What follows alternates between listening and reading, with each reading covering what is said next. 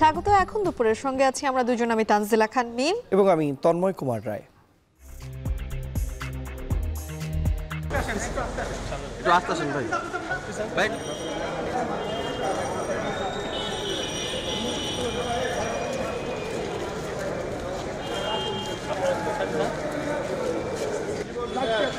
অভিশাপটা মরবা অভিশাপ।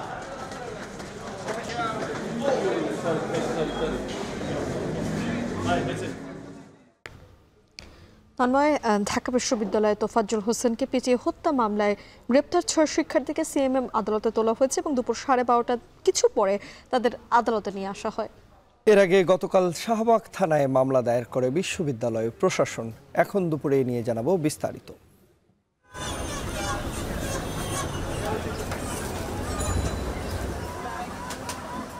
ব্রয়লার মুরগি 180 থেকে 185 টাকা কেজি, 260 থেকে 270 টাকা কেজি পাকিস্তানি মুরগি আজকে বাজার। জিনিসপত্রের দাম মূলত কমতেছে না। আমাদের এখানে তালাশ করলে হবে না, তালাশ করতে হবে আপনার সিন্ডিকেটকে। গত সপ্তাহে দুইটা আলিতে পারছে 52 টাকা আলিস। পাইকারি আছে 1270 টাকার দর, কারণ গরমে ডিম খুব কম। এখন সরকারের রেট বাঙালি দিচ্ছে 48 টাকা, আর আমরা এখানে 52 টাকা ডিম পাইকারি কিনে লাগে, তাহলে আর সরকারের রেটটা কিভাবে নির্ধারিত করা যাবে বললো?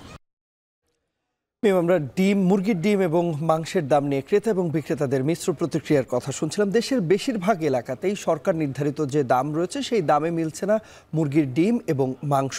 সরকার নির্ধারিত যে ডিমের দাম সেটি নির্ধারণ করে দেওয়া হয়েছিল 11 টাকা 87 পয়সা, কিন্তু সেটি বিক্রি হচ্ছে প্রতি পিস 13 থেকে 14 টাকায়। ব্রয়লারের কেজি নির্ধারিত দামের চেয়ে 6 থেকে 10 টাকা পর্যন্ত বাড়তি রাখা হচ্ছে।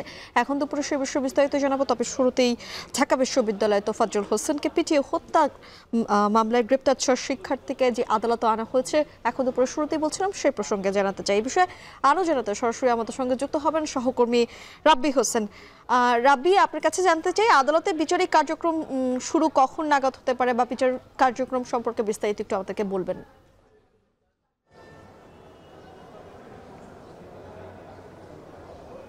ঢাকা বিশ্ববিদ্যালয়ের ফজলুল হক মুসলিম হলের শিক্ষার্থীদের হাতে গণপিটুনিতে নিহত হয়েছে তোফাজ্জল হোসেন নামের এক মানসিক ভারসাম্যহীন যুবক।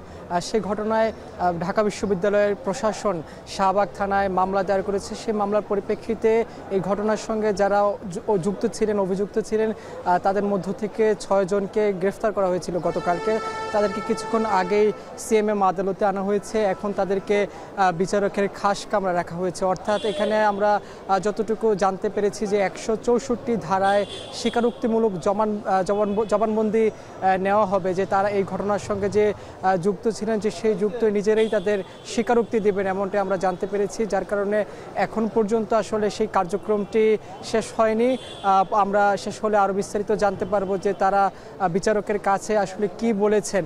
এবং যেহেতু কিছুক্ষণ আগে 6 জনকে আনা হয়েছে, সেই আনা হওয়ার পর আমরা দেখছি এখানে আইন শৃঙ্খলা বাহিনীর সদস্যরা এখানে উপস্থিত হয়েছেন। তারা আসলে এই কোর্ট প্রাঙ্গণকে নিরাপত্তা দিচ্ছেন। এই যে হত্যাকাণ্ডের ঘটনাটি ঘটেছে, সেই ঘটনার যখন সামাজিক যোগাযোগ মাধ্যমে এই নৃশংস ঘটনার দৃশ্য যখন ছড়িয়ে পড়ে, তখনই কিন্তু এক ধরনের প্রতিবাদ ছড়িয়ে পড়ে সকল মানুষের মাঝে। যার ফলে আমরা দেখছিলাম যে অন্তর্বর্তীকালীন সরকারের পক্ষ থেকে আসলে বলা হয়েছিল যে সুষ্ঠু বিচার করা হবে বা এই বিচারের আওতায় আনা হবে যারা দোষী রয়েছেন। সেই ঘটনায় আমরা দেখছি বিশ্ববিদ্যালয়ের প্রশাসন যে মামলা করেছে, সেই মামলায় 6 জনকে গ্রেপ্তার করা হয়েছে এবং তাদের কাছকে আদালতে আনা হয়েছে। এই যে তাদেরকে হত্যাকাণ্ডের ঘটনা ঘটেছে, সেটা আসলে অনাকাঙ্ক্ষিত বলেও বলছে সাধারণ শিক্ষার্থী যারা রয়েছেন ঢাকা বিশ্ববিদ্যালয়ের প্রশাসনের পক্ষ থেকে। তবে এখনো পর্যন্ত যেহেতু এই কার্যক্রমটি শেষ হয়নি আদালতের, সেক্ষেত্রে আরও বিস্তারিত এখন বলা সম্ভব হয়নি। তবে আরও কিছুক্ষণ মধ্যে আমরা আসলে বলতে পারবো যে আদালতে তারা বিচারকের কাছে 164 ধারায় যে স্বীকারোক্তিমূলক জবানবন্দি, সেটি আসলে কি দিয়েছেন বা কি বলেছেন সেই বিষয়টি আরও বিস্তারিত জানা যাবে। এই ছিল আমার কাছে সিএমএম আদালত থেকে সবশেষ খবর। নিম সিএমএম আদালত থেকে সরাসরি আমাদের সঙ্গে যুক্ত হয়েছিলেন সহকর্মী রাব্বি হোসেন। বৈষম্য বিরোধী আন্দোলনের শিক্ষার্থীদের ওপর হামলা ও সংঘর্ষের ঘটনায় গ্রেফতার করা সাবেক পরিকল্পনা মন্ত্রী ও সুনামগঞ্জ 3 আসনের সাবেক সংসদ সদস্য এম.এ. মান্নানকে কারাগারে পাঠানো হয়েছে। এর আগে সকালে তাকে সুনামগঞ্জের আদালতে নেওয়া হলে এই নির্দেশনা দেয়া হয়। এর আগে বৃহস্পতিবার রাতে সুনামগঞ্জের শান্তিগঞ্জের নিজ বাড়ি থেকে গ্রেপ্তার করা হয় আওয়ামী লীগ সরকারের সাবেক এই মন্ত্রীকে। পুলিশের পক্ষ থেকে জানানো হয়, বৈষম্য বিরোধী আন্দোলন চলাকালে শিক্ষার্থীদের ওপর হামলা ও সংঘর্ষের ঘটনায় আহত এক শিক্ষার্থীর ভাই আদালতে মামলা দায়ের করেন। সেই মামলায় সাবেক পরিকল্পনা মন্ত্রী এম মান্নানকে গ্রেপ্তার করা হয়েছে।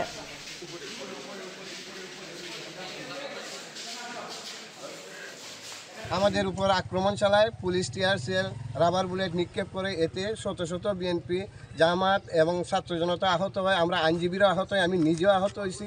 আহত হওয়ার পরে আমরা দ্রুত বিচারে 99 জন আসামি করে এম এ মান্নান সাহেব সহ দ্রুত বিচার আদালত ট্রাইব্যুনালে একটা মামলা করি। ওইটা এফআইআরের জন্য যায় এবং পেনাল কোর্টে ওইটার সাথে সংশ্লিষ্ট আছে। আজকে ওই মামলায় মান্নান সাহেবকে গ্রেপ্তার করা হয়েছে। এবারে জানাবো বাজার পরিস্থিতির খবর। ম্যাম, আমরা কিছুক্ষণ আগেই বলছিলাম যে সরকার নির্ধারিত যে দাম সেই দামে বিক্রি হচ্ছে না মুরগির মাংস এবং ডিম। নির্দেশনা অনুযায়ী খুচরা পর্যায়ে প্রতি পিস ডিমের যে দাম সেটি নির্ধারণ করা হয়েছিল 11 টাকা 87 পয়সা, কিন্তু সেটি বাজারে বিক্রি হচ্ছে 13 থেকে 14 টাকায়। এদিকে ব্রয়লার মুরগির কথা যদি বলি, সেটি প্রতি কেজি খুচরা পর্যায়ে বিক্রি হচ্ছে 179 টাকা 59 পয়সা বিক্রির নির্দেশনা দেওয়া হয়েছে বিক্রেতাদের, কিন্তু বাজারে গিয়ে দেখা যায় ক্রেতারা কিনছেন 185 থেকে 190 টাকা দরে। ছুটির দিনের সেই বাজার দর পরিস্থিতি সম্পর্কে বিস্তারিত জানাবেন আসিফ ইকবাল।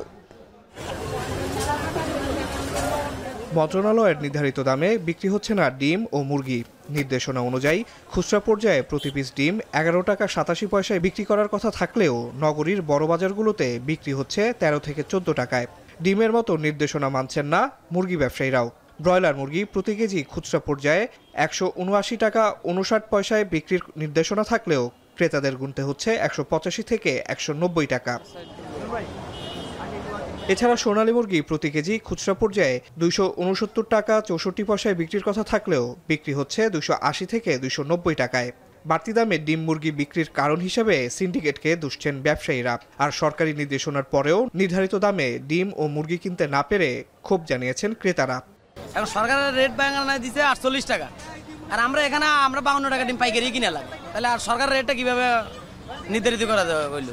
আগে ছিল 260 থেকে 250 টাকা, আজকে হলো 270 থেকে 280 টাকা কেজি আসতে পাকিস্তানিটা। বাজারে হলো 180 থেকে 150 টাকা আসতে বাজারে, এই যে 10 টাকা বাড়ছে আজকে বাজারে।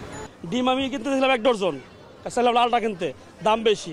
সাদাটা দিলাম ওটাও দাম বেশি, এর লেগে 6টা নিয়েছি। দেখেন আমি আমার বাজারে যেটা কুলাইছে আমি এটা নিয়েছি ভাই। এখানে আসি আমরা একটু কমের জন্য মূলত, কিন্তু তারপর দেখতেছি যে জিনিসপত্রের দাম মূলত কমতেছে না।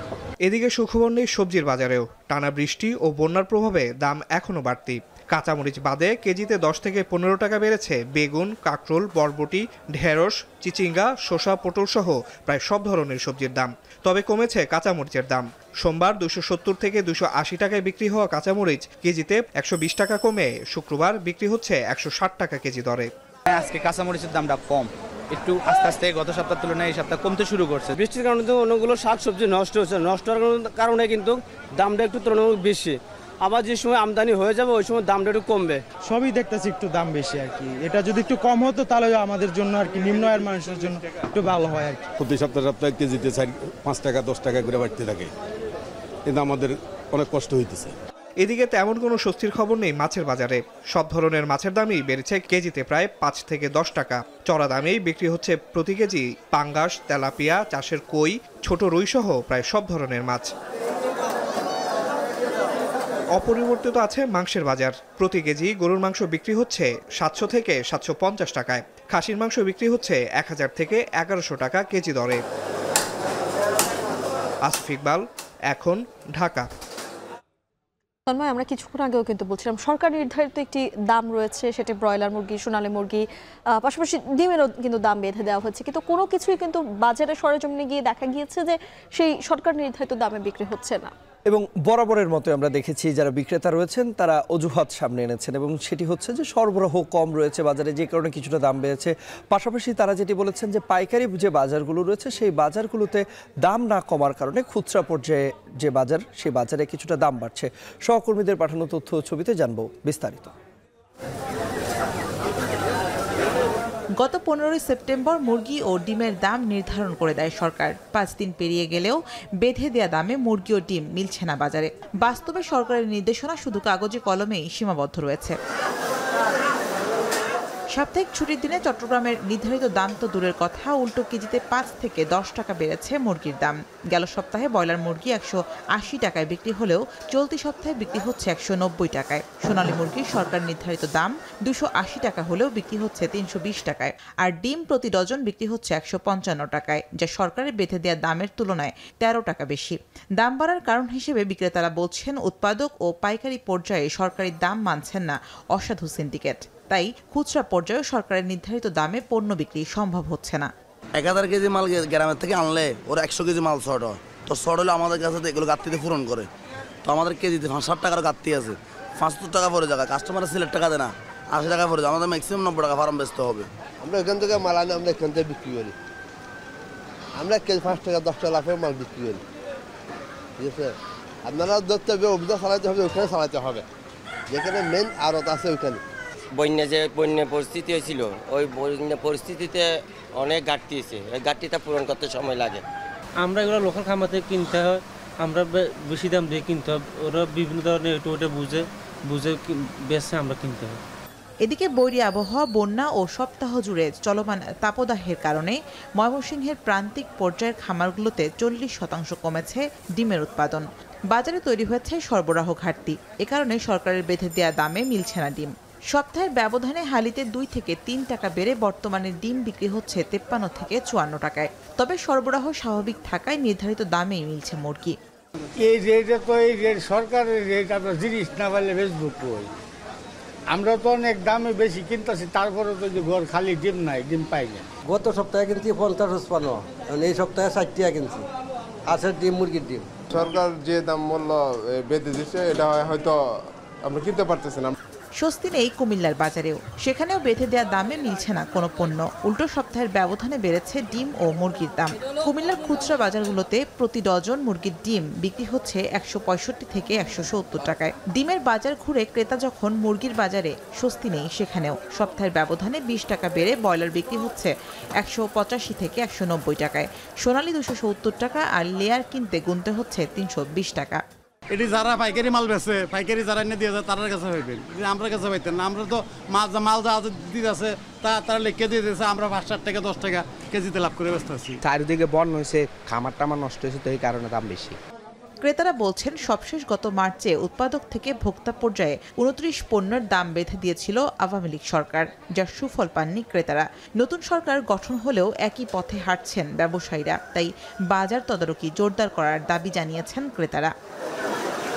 শামীমা রহমান শাম্মী, এখন দুপুরে নিচ্ছে একটা বিরতি, ফিরে আসছে একটু পর, সঙ্গেই থাকুন।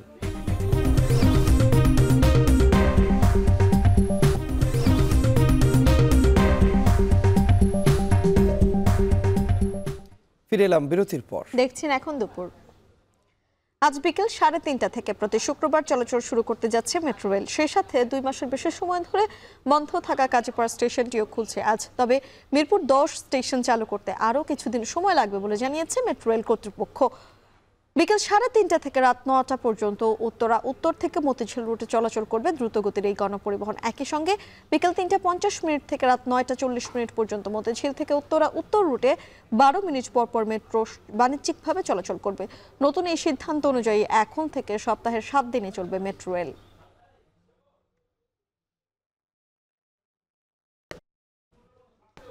বিকেল 3:30 থেকে প্রতি শুক্রবার চলাচল শুরু করতে যাচ্ছে মেট্রো রেল। সেই সাথে 2 মাসের বেশি সময় ধরে বন্ধ থাকা কাজীপাড়া স্টেশনটিও খুলছে আজ। এই বিষয়ে বিস্তারিত জানাতে যুক্ত হচ্ছেন হাসিব বিল্লাহ।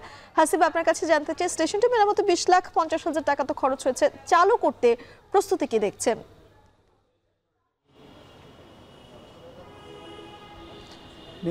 সকল প্রস্তুতি সম্পন্ন। আর কিছুক্ষণ পরেই এখানে সড়ক পরিবহন ও সেতু মন্ত্রণালয়ের উপদেষ্টা ফাউজুল কবির খান আসবেন এবং ডিএমটিসিএল এর কর্মকর্তারা আসবেন, এবং তারপরেই উত্তর স্টেশন থেকে বিকেল 3:30টায় যে ট্রেনটি রওনা করবে এবং তারপরের এই কাজীপাড়া স্টেশন, যেটি প্রায় 2 মাস ধরে বন্ধ ছিল, সেই স্টেশনটি আবার চালু করা হচ্ছে। এবং আজ থেকেই যাত্রীরা, এখানকার যারা আশেপাশের মানুষ, তারাও বেশ আনন্দিত যে তাদের এই স্টেশনটি চালু হয়ে গেলে তারা দ্রুততম সময়ে এক জায়গা থেকে আরেক জায়গায় স্বস্তির এই যানবাহনে যাতায়াত করতে পারবেন। পারবেন। এখানে যদিও আওয়ামী লীগ সরকার বলেছিল যে এই যেহেতু ক্ষতিগ্রস্ত এই রেল স্টেশন বা রেল লাইন মেট্রো চালু করতে 1 বছর বেশি সময় লাগবে, কিন্তু আসলে এই সরকার প্রায় 1 মাস পরেই, অর্থাৎ যে জুলাইয়ের 18 তারিখ এই কোটা আন্দোলনের সময় যে দুর্বৃত্তরা আগুন দিয়ে দেয় এই মেট্রো রেলের 10 নম্বর স্টেশনের সেই নিচে, তারপরে সেই মেট্রো রেল বন্ধ করে দেওয়া হয়, তারপরে ভাঙচুর করা হয় এই কাজীপাড়া এবং মিরপুর 10।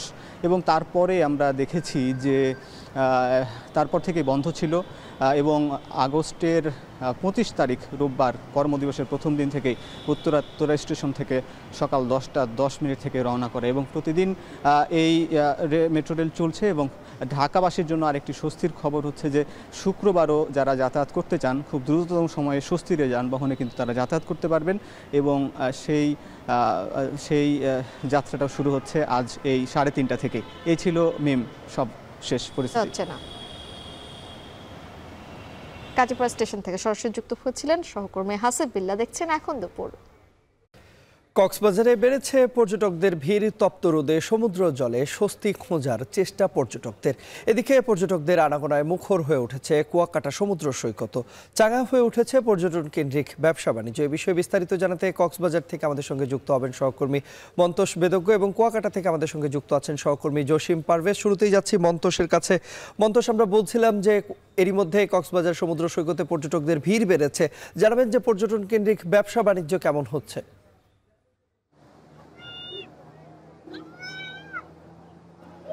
বেশ গরম কিন্তু এই মুহূর্তে পড়ছে এবং 32 ডিগ্রি সেলসিয়াস তাপমাত্রা। এই প্রচন্ড গরমেও আমরা দেখছি যে সৈকতে মানুষজন আছেন এবং অনেকেই সমুদ্র স্নানে নেমে কিছুটা স্বস্তি পাওয়ার চেষ্টা করছেন। আমরা এখানে হোটেল মালিকদের সাথে কথা বলেছি, তারা যেটি বলছেন যে 50 থেকে 60% কক্ষ কিন্তু এই মুহূর্তে বুকিং রয়েছে এবং এখানকার যে 5 শতাধিক hotel motel guest house resort রয়েছে, এর বাইরে 300-র মতো রয়েছে রেস্তোরাঁ। এছাড়াও সৈকত কেন্দ্রিক বেশ কিছু ব্যবসা প্রতিষ্ঠান কিন্তু এখানে রয়েছে। কয়েকশো ব্যবসা প্রতিষ্ঠানে আমরা দেখেছি যে সাম্প্রতিক সময়ে বেশ কিছুদিন এই ব্যবসা প্রতিষ্ঠানগুলো বন্ধ ছিল, তবে আবার নতুনভাবে এই ব্যবসা প্রতিষ্ঠানগুলো খুলেছে এবং ছুটির দিন হিসেবে আজকে কিন্তু সেই সব ব্যবসা প্রতিষ্ঠানে বেশ লোকজনের জমায়েত রয়েছে, ভিড় রয়েছে। এই কারণে তাদের বেচা কেনাও আসলে বেড়েছে বলে তারা আমাদেরকে জানিয়েছেন। এখানে সৈকত কেন্দ্রিক শুধুমাত্র সৈকতের আশপাশেই অনেক ব্যবসা প্রতিষ্ঠান রয়েছে, বিশেষত সুগন্ধা পয়েন্টে আসলে 3 শতাধিক ব্যবসা প্রতিষ্ঠান রয়েছে বলে স্থানীয় প্রশাসন সূত্র আমাদেরকে জানানো হয়েছে। এইসব ব্যবসা প্রতিষ্ঠানেও লোকজনের ভিড় যেহেতু বেড়েছে, বেচা কেনাও আসলে বেড়েছে। এর বাইরে এখানে 8-2টি পর্যটক প্রিয় সৈকতের পয়েন্ট রয়েছে, সেগুলো হচ্ছে কলাতলি এবং লাবণী পয়েন্ট। এই পয়েন্টগুলোতেও কিন্তু কয়েকশো ব্যবসা প্রতিষ্ঠান রয়েছে এবং সেখানেও কিন্তু যে ব্যবসা বাণিজ্য সেটি চাঙা হয়েছে ছুটির দিন হিসেবে। আজকে যেহেতু বেশ কিছুদিন পরে আসলে পর্যটকের উপস্থিতিটা বেড়েছে, এই কারণে তাদের ব্যবসা বাণিজ্যে বেশ জোয়ার এসেছে বলে তারা আমাদেরকে জানিয়েছেন এবং এই কারণে তাদের মাঝে যে সন্তুষ্টি সেটির কথাই আসলে তারা বলছিলেন। এবং এখানে শুধুমাত্র যে হোটেল মোটেল জোনের ব্যবসা প্রতিষ্ঠানগুলো তা নয়, এখানে পর্যটন নির্ভর আসলে অনেকগুলোই প্রতিষ্ঠান রয়েছে। এখানে বার্মিস মার্কেট রয়েছে, শুটকির দোকান রয়েছে, এছাড়া আচারের ব্যবসার সাথে জড়িত বিশেষ করে বার্মিস আচারের চাহিদা কিন্তু পর্যটকদের মাঝে রয়েছে। সেই আচারের দোকানগুলোতেও কিন্তু পর্যটকদের আনাগোনা বেড়েছে এবং তাদের মাঝে স্বস্তি কিন্তু বিরাজ করছে এবং সেই কথাটাই তারা আমাদেরকে বলছিলেন। এখানে আমরা যদি বলি যে সৈকতে সকাল থেকে যেহেতু পর্যটকের ভিড় রয়েছে, এখানে পর্যটকদের যে নিরাপত্তার জন্য কিন্তু এখানে লাইফগার্ড সদস্যরা তৎপর রয়েছেন সকাল থেকে, সেটি আমরা দেখছি। তবে প্রশাসনিক যে উপস্থিতি অন্যান্য দিনে পর্যটক বাড়লে তাদের ব্যবস্থাপনার জন্য যে উপস্থিতিটা দরকার সেটি কিন্তু আমরা আসলে বেশ কিছুদিন ধরে সৈকতে দেখছি না। বিশেষ করে ট্যুরিস্ট পুলিশ এবং এখানে যে জেলা প্রশাসনের বিচ ম্যানেজমেন্ট কমিটিটি রয়েছে তাদের তৎপরতা কিন্তু কিছুটা কমেছে বলে এখানকার পর্যটকরা আমাদের জানিয়েছেন। এই ছিল কক্সবাজার সৈকত থেকে আমার কাছে সবশেষ। এ পর্যায়ে আমরা যাচ্ছি সহকর্মী জসিম পারভেজের কাছে, কুয়াকাটা থেকে যুক্ত আছেন তিনি। জসিম, জানাবেন যে আমরা শুনছিলাম কক্সবাজারে এরই মধ্যে হোটেল মোটেলে বুকিং সম্পূর্ণ হয়েছে এবং পর্যটন কেন্দ্রিক ব্যবসা বাণিজ্য জমজমাট হয়েছে। কুয়াকাটার চিত্রটা আপনার কাছে জানতে চাইব।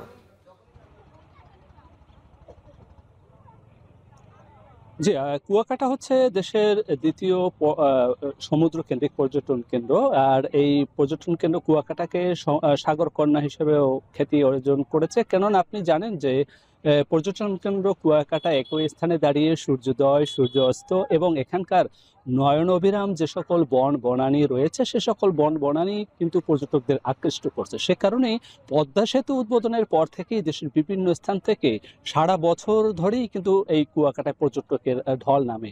আজও কিন্তু সরকারি সাপ্তাহিক ছুটিতে পর্যটকের ঢল নেমেছে কুয়াকাটা সৈকতে। আজ কিন্তু তাপপ্রবাহের কারণে পর্যটকের বিচরণ কিছুটা কমেছে, কিন্তু তারা অনেক পর্যটক তারা স্বস্তির পরশ নিতে পর্যটন কেন্দ্র এই সৈকতে তারা গোসল করে নিচ্ছেন এবং এখনো কিন্তু সেই গোসলেও এখনো হাজার হাজার পর্যটক তারা গোসল করে নিচ্ছেন একটু স্বস্তির পরশ নেওয়ার জন্য। এছাড়া যেখানকার ব্যবসায়ীরা রয়েছে তারা বলেছেন যে তাদের সপ্তাহের এই একদিন শুক্রবার এবং শনিবারও তাদের বেচা বিক্রি কিছুটা বাড়ে, কারণ সামনে শীত মৌসুমে পর্যটন মৌসুম শুরু হয়, তখন আরও সপ্তাহব্যাপী পর্যটকের আগমন বাড়বে এবং বাণিজ্যিকভাবেও গতিশীল হবে কুয়াকাটা। তো এখানকার হোটেল মোটেল ওনার্স অ্যাসোসিয়েশনের সঙ্গে কথা বলেছি, তারা আমাদেরকে বলেছে 2 শতাধিক যে হোটেল মোটেল রিসোর্ট রয়েছে সে সকল হোটেল মোটেল রিসোর্টের প্রায় 25 থেকে 80% রুম বুকিং হয়েছে আজ এবং পর্যটকরা আগামীকাল নাগাদ তারা গন্তব্যে ফিরে যাবেন এমনটি প্রত্যাশায়। এতে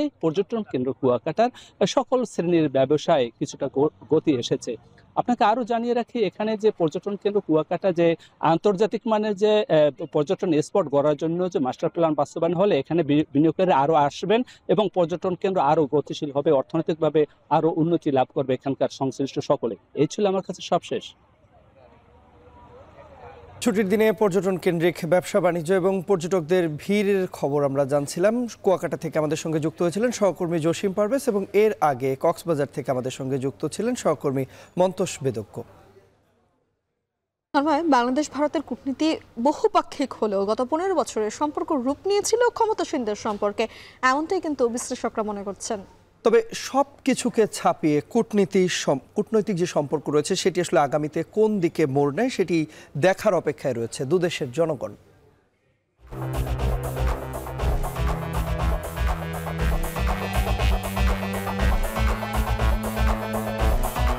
ভারতের সাথে বাংলাদেশের সম্পর্কটা গভর্নমেন্ট টু গভর্নমেন্ট বা স্টেট টু স্টেটের চেয়ে পার্টি টু পার্টিতে পরিণত হয়েছিল। বর্তমানে প্রাক্তন প্রধানমন্ত্রী ভারতে অবস্থান করার কারণে ভারতের অভ্যন্তরীণ রাজনীতিতে দিল্লি সরকারের একটা যথেষ্ট পলিটিক্যাল বার্গেইন তৈরি হলেও বাংলাদেশের সাথে তার যে লিগ্যাল বা ডিপ্লোম্যাটিক সম্পর্ক আছে সেই ক্ষেত্রে কিছুটা হলেও টেনশন দেখা যাচ্ছে।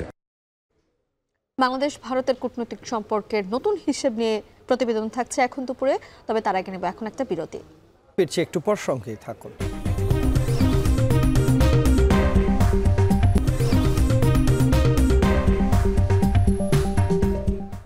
ফিরে এলাম বিরতির পর। দেখছেন এখন দুপুর।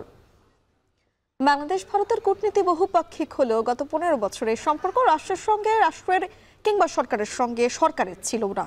বিশেষজ্ঞ মত বলছে দুই দেশের কূটনীতি পরিণত হয়েছিল এক দেশের ক্ষমতাসীন দলের সঙ্গে অপর দেশের ক্ষমতাসীন দলের সম্পর্কে, যে কারণে সাবেক প্রধানমন্ত্রী শেখ হাসিনার সঙ্গে সুসম্পর্ক মাথা ব্যথার কারণ হয়ে গেছে ভারত সরকারের জন্য। এর প্রভাবে দ্বন্দ্ব দৃশ্যমান হয়ে উঠছে প্রতিবেশী দুই দেশের সাধারণ মানুষের মধ্যে। বিস্তারিত জানাচ্ছেন নুজহাত কামাল। বাংলাদেশের সবচেয়ে বড় প্রতিবেশী ভারত। সীমান্ত, ইতিহাস, সংস্কৃতি, ভাষা সহ বিভিন্ন বিষয়ে দুই দেশের মধ্যে সংযোগ অনস্বীকার্য। ৭১-এর মুক্তিযুদ্ধের সহযোগিতা সহ অনেক ক্ষেত্রেই এক সুতোয় গাঁথা দুই দেশের সম্পর্ক। এসব কিছু মাথায় রেখেই দু দেশের মধ্যে বন্ধুসম সম্পর্ক যেমন এদেশের জন্য গুরুত্বপূর্ণ, তেমনি ভারতের জন্য। গেল বছর সেপ্টেম্বরেও বাংলাদেশের সাবেক প্রধানমন্ত্রী শেখ হাসিনাকে ভারতে আপ্যায়ন করেন সে দেশের প্রধানমন্ত্রী নরেন্দ্র মোদী। বিশ্বের শীর্ষ 20 অর্থনীতির জোট G20-র শীর্ষ সম্মেলনে বিশেষ অতিথি ছিলেন শেখ হাসিনা। বলা হয়, কোনো প্রতিবেশী দেশের প্রতি এই ধরনের উষ্ণতা ভারত অতি ঘনিষ্ঠ মিত্রদেরই দেখিয়ে থাকে।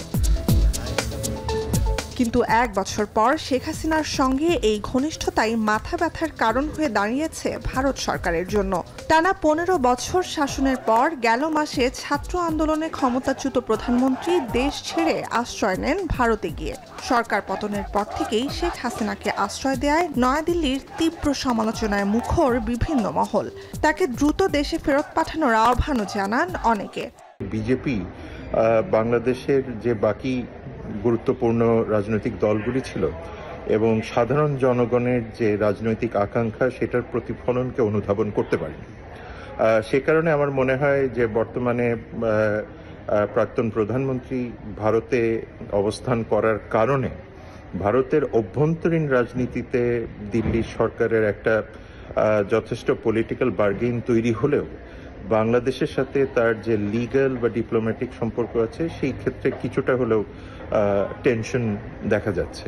শুধু তাই নয়, বর্ষা মৌসুমে দুই দেশের মধ্যে বেশ কয়েকটি অভিন্ন নদীতে দেয়া বাঁধ ভারতীয় প্রশাসন খুলে দেওয়ার পর বাংলাদেশে ব্যাপক বন্যা এবং বাংলাদেশি নাগরিকদের জন্য ভারতের ভিসা দান কার্যক্রম সীমিত করে আনাকেও আঘাত হিসেবে দেখছেন অনেকে।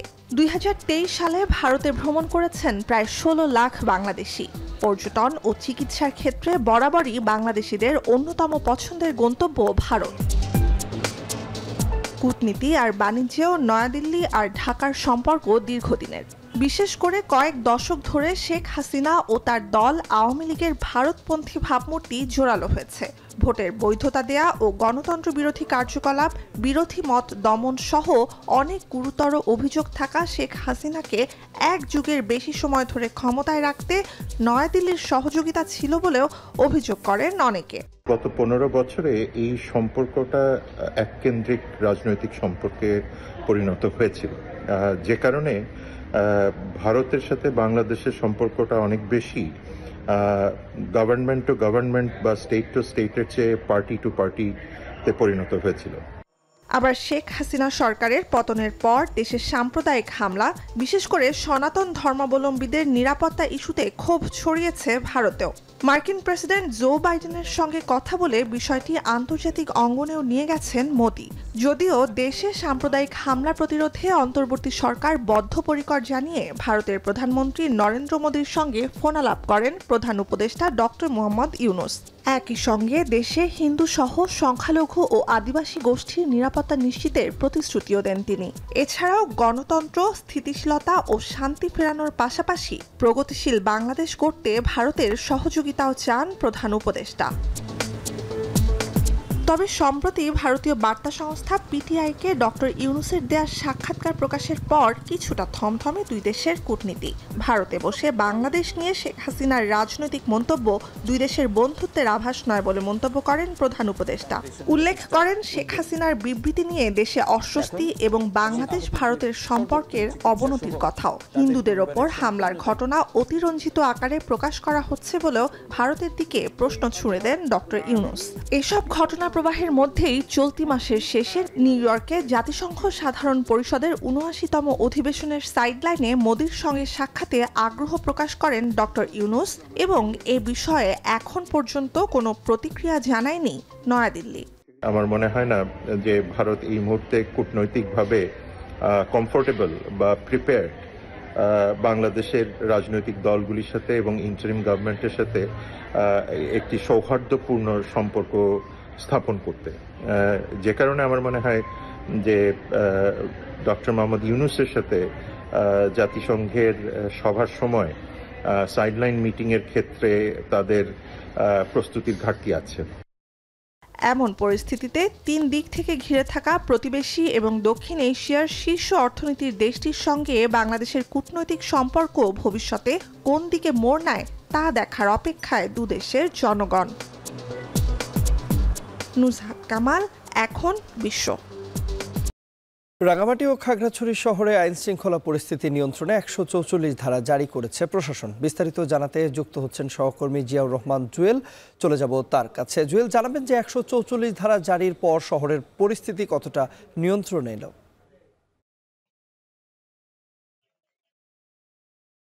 তন্ময়, আপনি জানেন যে গতকাল মূলত খাগড়াছড়ির দিঘিনালায় একটি বিক্ষোভ মিছিলকে কেন্দ্র করে সেখানে সহিংসতা ছড়িয়ে পড়ে। বেশ কিছু দোকানপাটে সেখানে দুর্বৃত্তরা অগ্নিসংযোগ করেছিল। এরপরে খাগড়াছড়ির যে মধুপুর সেখানেও আসলে কিছু ঝামেলা তৈরি হয়েছিল। এই দুটি এলাকার যে সাম্প্রদায়িক উস্কানি দেওয়া হয়েছে এবং সংঘাত হয়েছে বলে দাবি করে মূলত সংঘাত ও বৈষম্য বিরোধী পাহাড়ি ছাত্র আন্দোলন নামে একটি সংগঠন সকাল 10টায় রাঙ্গামাটি জেলা প্রশাসকের কার্যালয়ের সামনে সমাবেশ করার জন্য একটি মিছিল বের করে। সেই বিক্ষোভ মিছিলটি মূলত এই পৌর এলাকা ঘুরে এসে আবার এই রাঙ্গামাটি জেলা প্রশাসকের কার্যালয়ের সামনে মিলিত হতে চেয়েছিল, কিন্তু সেখানে যাওয়ার পথে বনরূপা যে মসজিদ রয়েছে সেখানে ঢিল ছুঁড়ে বনরূপা মসজিদের যে হামলা হয়েছে সেই ঢিল ছুঁড়ে সেখানকার জানালার কাঁচ ভেঙে ফেলা হয়েছে। এরপরে আসলে সংঘাতটি সেখান থেকে ছড়িয়ে পড়ে। এরপরে আমরা দেখেছি বনরূপা বাজারে যে ভাসমান দোকান রয়েছিল সড়কের দুপাশে সেগুলো ব্যাপকভাবে ভাঙচুর করা হয়েছে এবং জেলার শহরের বনরূপা কলেজ গেট এবং আশেপাশের যে এলাকাগুলো আছে সব জায়গায় আসলে সহিংসতা ছড়িয়ে পড়ে। বিশেষত পাহাড়ি এবং বাঙালি দুটি সম্প্রদায়ের এই সংঘাত তৈরি হয়। সেখানে আসলে পরিস্থিতি সামাল দেওয়ার জন্য সেনাবাহিনী মাঠে নেমেছিল। কিছুটা পরিস্থিতি স্বাভাবিক হলে সেখানে আসলে এখন এই 144 ধারা জারি করেছে জেলা প্রশাসন। 144 ধারা জারি করার পরেই মূলত কিছুটা স্বস্তি এসে, যদিও এখনো রাঙ্গামাটি সব অঞ্চলেই মূলত কিছুটা থমথমে অবস্থা বিরাজ করে। আমরা দেখেছি সকাল 10টা থেকে অন্তত এখন 2টা 2:30 পর্যন্ত যে পরিস্থিতি সেটি আসলে বলা যায় অস্বাভাবিক। সেটি স্বাভাবিক ছিল না। সকাল থেকেই 10টার পর থেকে সহিংসতা ছড়িয়ে পড়ার পরে একেবারে যান চলাচল শূন্য হয়ে পড়েছে রাঙ্গামাটি। জানেন যে রিক্সাবিহীন শহর, সেখানে গণপরিবহন বলতে যে সিএনজি অটো রিক্সা সেটিও বন্ধ হয়ে গিয়েছে এবং একই সঙ্গে জেলা সদরের সঙ্গে দেশের অন্যান্য অঞ্চলে যে সড়ক যোগাযোগ বিশেষ করে দূরপাল্লার যে যানবাহন সেগুলো বন্ধ রয়েছে। একই সঙ্গে যেখানে রাঙ্গামাটি জেলার সঙ্গে যে নৌপথে যোগাযোগ রয়েছে সেটিও বেশ কিছুটা থেমে আছে। আমরা কথা বলেছিলাম জেলা প্রশাসনের সঙ্গে মোহাম্মদ মুশাররফ হোসেন খান, তিনি জানিয়েছেন এই ধরনের পরিস্থিতি সামাল দেওয়ার জন্য একেবারে তারা তড়িৎ পদক্ষেপ নিয়েছেন এবং সেটি 144 ধারা জারি করে যে শান্তি শৃঙ্খলা যেটি রয়েছে সেটি আসলে নিয়ন্ত্রণের চেষ্টা করছেন। এখন পর্যন্ত সেভাবে আসলে বেশ কয়েকজনে আহত হওয়ার খবর আমরা পেয়েছি, তবে সংখ্যাটি এখনো আমরা নিশ্চিত হতে পারিনি। সেটি বলা যায় বাঙালি সম্প্রদায়ের যেমন আহত হয়েছেন, পাহাড়ি সম্প্রদায়ের লোকজন আহত হয়েছেন, তবে সেটি সংখ্যাটি কত সেটি এখন পর্যন্ত নিশ্চিত হতে পারেনি প্রশাসন। আমরা দেখেছি জেলা শহরের বিভিন্ন জায়গায় যে তাণ্ডব হয়েছে সেটি আসলে ভাঙচুর এবং অগ্নিসংযোগের ঘটনা ঘটেছে এবং সেখানে যে ফায়ার সার্ভিস রয়েছে সেনাবাহিনীর উপস্থিতিতে ফায়ার সার্ভিসের লোকজন এসে সেখানে অগ্নি নির্বাপনের ব্যবস্থা করেছে। রাঙ্গামাটিতে এখন যেটি রয়েছে একেবারে থমথমে পরিস্থিতি।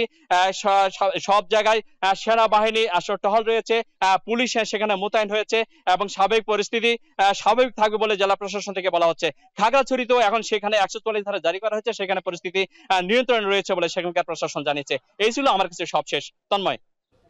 রাঙ্গামাটি এবং খাগড়াছড়ি জেলার বর্তমান পরিস্থিতি জানাতে আমাদের সঙ্গে রাঙ্গামাটি থেকে যুক্ত হয়েছিলেন সহকর্মী জিয়াউর রহমান জুয়েল। এখন দুপুরে নিচ্ছে একটা বিরতি, ফিরছি একটু পর, সঙ্গেই থাকুন। লেবাননে পেজার আর ওয়াকিটকি বিস্ফোরণে 37 জনের মৃত্যুর পর এবার দেশটির দক্ষিণাঞ্চলে পুরোদমে বিমান হামলা চালাচ্ছে ইসরায়েল।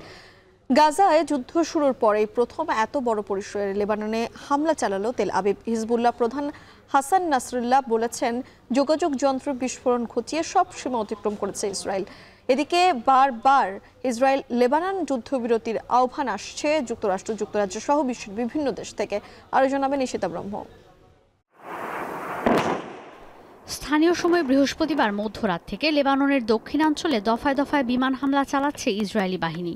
তেল আবিবের দাবি, হিজবুল্লাহর অস্ত্রের গুদামে যুদ্ধবিমান দিয়ে হামলা চালিয়ে শতাধিক রকেট লঞ্চার ধ্বংস করে দিয়েছে ইসরায়েলি প্রতিরক্ষা বাহিনী। পাল্টা রকেট হামলা চালিয়ে যাচ্ছে লেবাননও। ইসরায়েল লেবানন সংঘাতে ক্রমশ বাড়ছে যুদ্ধ ছড়িয়ে পড়ার আশঙ্কা।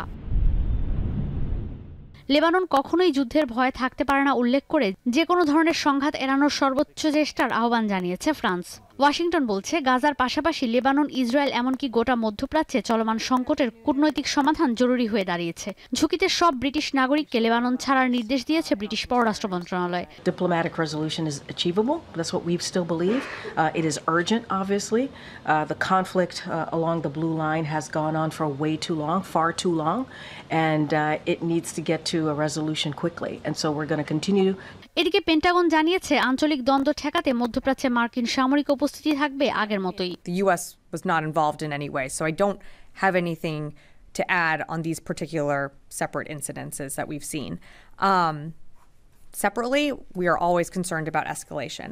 এদিকে লেবাননে পরপর দুদিন পেজার ও ওয়াকিটকি বিস্ফোরণের ঘটনায় ইসরায়েলকে সরাসরি দায়ী করে হিজবুল্লাহ প্রধান হাসান নাসরাল্লাহ বলেছেন 1 মিনিটে 4000 মানুষকে হত্যা করতে চেয়েছিল ইসরায়েল। এই হামলার মধ্য দিয়ে তেল আবিব সব সীমা অতিক্রম করেছে বলেও হুঁশিয়ারি দেন তিনি। وقد يكون غير مسبوق في تاريخ الصراع مع العدو الإسرائيلي على مستوى كل المنطقة وقد يكون غير مسبوق في العالم هذا النوع। এই ঘটনার পর স্তব্ধ হয়ে গেলেও মনোবল হারায়নি লেবাননের সাধারণ মানুষ। তারা বলছেন ইসরায়েলকে ভয় পায় না লেবানন। তেল আবিবের কাছে কোনোভাবেই পরাজয় স্বীকার করবেন না বলেও জানান তারা। في الميدان في جبهات القتال وما بده سماحة السيد حيلاقينا وما بيحتاجنا هيدي المعركة معركة إسناد غزة. هذا معودين عليه من لما خلقنا من نحن وصغار، فالحروب والطيران والجدار الصوت هدول عادية صاروا، نحن بنزقف لهم بس يطلعوا. يعني الكلام اللي عم بيقوله السيد حسن نصر الله بيعطينا معنويات لقدام، ما بيخلينا نتراجع لورا، بل بيزيدنا حماس وقوة. এমন অবস্থায় সরাসরি এই হামলার দায় স্বীকার না করলেও ইসরায়েল বারবারই হুমকি দিচ্ছে ইরান সমর্থিত সশস্ত্র গোষ্ঠী হিজবুল্লাহকে। প্রতিরক্ষা মন্ত্রী ইয়োয়াভ গ্যালন্ত বলেছেন, যুদ্ধ এখন নতুন ধাপে প্রবেশ করেছে, হিজবুল্লাহকে চড়া মূল্য দিতে হবে বলেও হুঁশিয়ারি দেন তিনি। ঈশিতা ব্রহ্ম, এখন বিশ্ব। শেষ করছি এখন দুপুর। এখন টেলিভিশন ওয়েবসাইটে দেখতে ভিজিট করুন www.ekhon.tv। ফেসবুকে দেখুন facebook.com/tv.ekhon আর ইউটিউবে দেখুন youtube.com/c/ekhon tv।